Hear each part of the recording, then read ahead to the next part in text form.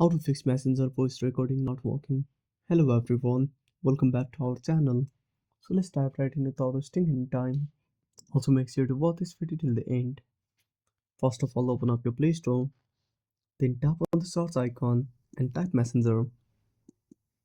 Then tap on search, then tap on Messenger and make sure to update to the latest version. After updating, go back to the home screen. Now keep holding the Messenger icon. Now simply tap on App Info.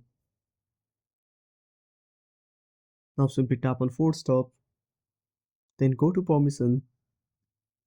Then tap on Microphone. Now select Allow only while using the app.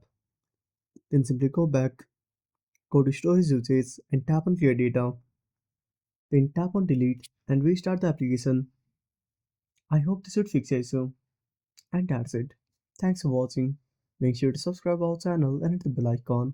See you in the next video.